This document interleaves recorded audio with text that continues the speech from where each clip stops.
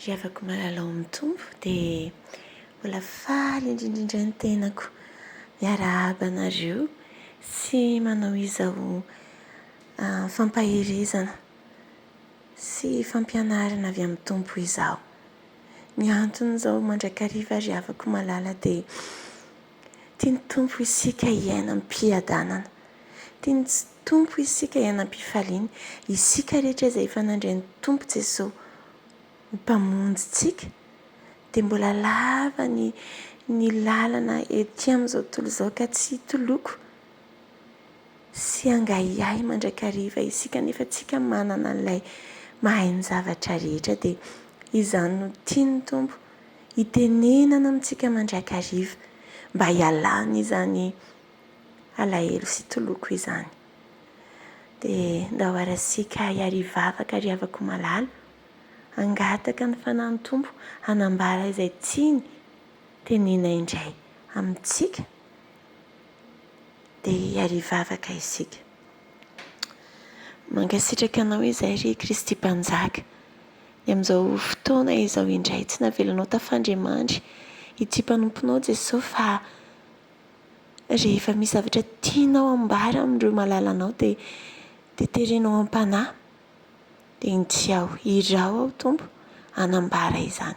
Fitaovana ihany fa ianao no tena mahay ny zavatra rehetra no hanambara ny vavany ity mpanomponao tsy mahasoa ity dia mitenena tompo fa voninkenanao mangetaeta ireo malalanao ireo manongela ny tsofina dia noho ny anaran'i Jesosy Kristy velona avy any Nazareta no hanaovaka izao tonom-bavaka izao.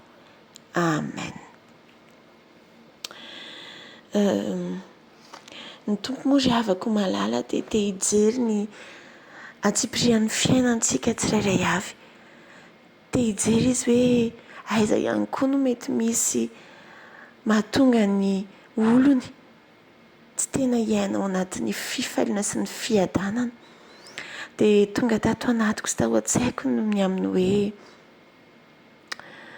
matetika isika dia amin'izay olona akaiky atsika misy entana mavesatra bataitsika izay ho amin'ny olona tiantsika hiova fohatra, ohatra ho amin'ny zanantsika izay mety hoe maditra, ohatra ho amin'ny vady ihany koa ohatra, na izay mety hoe ray aman-dreny manodidina mihitsy ka lasa toy ny hoe tsy tena manam-pifaliana isika rehefa misaina an'ireo olona ireo. Izao no tiany tompo ambara aminao izao ry havako. Aza batainao anao io entana io. Tsy anjaranao no mitondra ny enta mavesatra ka hoe hitoloka sy alahelo foana ianao satria tsy mety miova ohatra io olona io. Ny tompo milaza ao Matthieu 12:7-20 makanesa ty amiko ianareo rehetra izay miasa fatratra sy mavesatra entana fa izao no hitondrany io. Azafady ry havako. Noho izany ny mivavaka ho an'ireny olona ireny no tokony ataontsika. Ny mametraka an'izy ireny eo am-pelantanan'ny tompo no tokony ataontsika dia ampy izay. Aza bataina ho antsika, aza bataina ho anao izany. Aza mitomany foana rehefa hoe tena tsy mety miova mihitsy ity zanako, ity vadiko, ity ray aman-dreniko dia isaky ny mahita ianao hoe manao zavatra tsy mety ilay zanaka ohatra na ilay akaiky anao dia mitomany ianao, tsy mianam-piadanana ianao, tsy ry havako. Manomboka androany dia atsaharo izany fa nanao toy izany ary ianao ry havako malala afaka manova olona va isika? Tsy, ny tompo irery ihany. Hoy ny tenin'ny tompo ato amin'ny baiboly ato ry havako hoe fa na dia manary isika moa mahay mampitombo ny androntsika na dia kely ary ve tsy mahay tsika ry havako ka noho izany apetrao amin'ny tompo ny entanao dia ianao kosa manaova izay tokony atanao araka ny teny tompo amin'ny Jaona 1:22 manao hoe ahoanao izany ianao kosa manaraha satria Petera izany ny eritreritra hoe manahoana raha momba ny Jaona. Tompo tsara mihitsy no hoe misosian'olona isika dia entsika amin'ny tompo vavaka no ataontsika fa tsy sisy ankoatran'izany tsy afaka mipetraka amin'ny plasin'ilay olona isika andrao isika lasa mamoy fo rehefa tsy mety manao izay retretritsika ny olona andrao ihany koa isika dia lasa mibaiko an'Andriamanitra ka rehefa tody ny mbola tsy tonga amin'ny fotoana hiovana iny olona iny dia lasa tezitra isika tsy manam-piadanana isika lasa tezitra amin'ny tompo isika lasa toy mibaiko amin'ny tompo isika mahafinaritra anary avako malala ny dika teny amin'ny teny vahiny teny français amin'ny Isaia 5:7 ny andininy fa 1:7 ka hatramin'ny 7:7 fa misy andiny ity mahafinaritra amin'ny teny vahiny izy manao hoe est-ce à vous de me poser des questions sur l'avenir de mes enfants et de donner des ordres sur ce que je dois faire? Azonareo ve ry havako malala? Lasa ohatry ny hoe mibaiko an'Andriamanitra isika hoe tena mba ovao izao moa io e. Ka rehefa tsy izany dia lasa mitoloky sy mitomany isika. Hain'Andriamanitra ny zavatra rehetra ry havako fa manana ny fotoanany izy ary tsy hoe ao anatin'izay fotoana tsy fantatsika mety dans 10 ans mety nefa mety afaka ray andro ihany koa na ray segondra tsy haitsika ny fotoana fa tsika tsy natao alahelo mandrakariva rehefa tsy mbola tonga ny fotoanan'ny tompo. Azotsika ry havako azotsika ve dia mahafinaritra ihany koa ny tenin'ny tompo rehefa adika amin'ny teny vahiny ihany koa tamin'ilay teniko teo amin'ny Jaona 1:20 fa 2:20 Jean 21:22 que t'importe toi suis-moi. Azonantsika ry havako dia nasary ny ohatra kely indray rehefa hoe misy mifanao fotoanantsika ohatra ao an-trano mety vahiny io na mety hoe namana na tsy fantatro dia hoe hiaraka ohatra fotsiny hoe hanao korsa rehefa avy eo ohatra na hoe misy fotoana lanonana iarahana vonjena dia raisoany tsara ny samy hafanany amin'ny hoe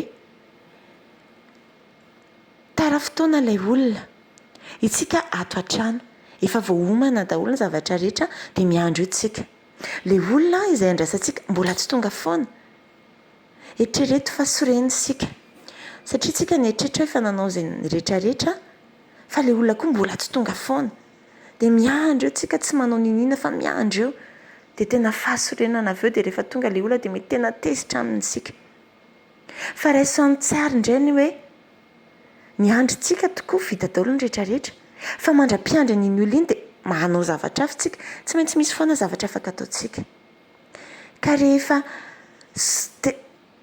tao anatin'ny fanaovan-javatra isika na vita ihany koa ilay zavatra nataontsika tsy nieritreritsika hoe tokony nivitaina fa nefa vita ka tonga ilay olona dia ohatry ny hoe faly ary isika hoe tena misaotra anao tsy manina mihitsy natara ianao fa zara mba navita zavatra ohatran'izao. Azontsika ve ry havako ilay toe-po sy toe-panahy tokony hananana manoloana ny zava-misy manoloana ny zava-misy. Nampianarin'ny tompo ahy io ry havako malala tena nampianarin'ny tompo ahy io dia tena nahatsapa fiadanana be avy nampianarin'ny tompo ahy io dia tian'ny tompo hozaraina amintsika ihany koa izany ry havako. Aza entina ny enta mavesatra ny ataontsika kosa nefa ry havako malala mandoalika mivavaka mitondra olo amin'ny fototry ny hazo fijaliana izay kosa anjarantsika dia izao ihany koa araka ny teny eo amin'ny Titosy ato amin'ny Titosy 3:20 mananatra indray maka na indroa dia ao zay. Aza isak'izay mahita n'iny olona iny na isak'izay mahatsiaro isika dia miteny foana tsy fahendreny izany ry havako indray na indroa ihany ozy ny tenin'Andriamanitra ekena fa tena misy taona tena ohatry ny hoe te hipetraka be amin'ny toeran'ilay olona isika dia tena ratsy anay hoe tena zao anay io indray maka na indroa ozy ny teny tompo dia izay ao any nge ny fahendrena ry havako andrao lasa miady indray dia lasa indray ny fiadanana azontsika very afaka fa ny teny tompo anie dia mampianatra antsika ny fahendrena mandrakariva e ao amin'ny vozoery. Dia ny tanjon'ny tompontsika dia ilay fiadanana efa natolony teo tamin'izy tia-tany, niala tany amin'ny voninahitra lehibe tany amin'irany izy hanambarany fiadanana ihany koa atsika. Raiso izany ry havako malala, raiso izany. Dia ho amintsika anie izany fiadanana izany, ho amintsika anie izany teny izany. Aoka tena toy ny sabatra roa lela manindrina ny atim-panahy. Manava-tsapa ao anatintsika anie ny tenin'ny tompo.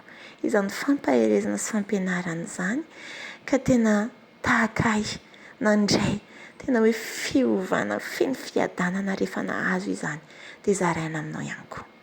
Dia ny tompo irery ihany, irery ihany ny voninahitra. Averimberiko ry havako, izao dia tahaka ny fitaovana. Tsy izao no iza, fa izao dia fitaovana mipelatanan'ny tompo. Ataoko tahaka ny kifafa e, kifafa manko ny tazako eto. Enton'ny tompo miasa. Fa tsy rehareny amin'ny tenako fa raha mipetraka fotsiny kifafa izany, tsy haingon-trano akory. Tsy afaka manao ninina akory raha tsisy mampiasa. Dia tahaka izany ny tenako. Dia ho an'Andriamanitra irery ihany, anitra anteriko irery ihany ny voninahitra. Ho antsika kosa ny fiadanany. Tahin'ny tompo indrindra ry havako malala. Amin'ny anaran'ny Ray sy ny Zanaka ary ny Fanahy Masina. Amen.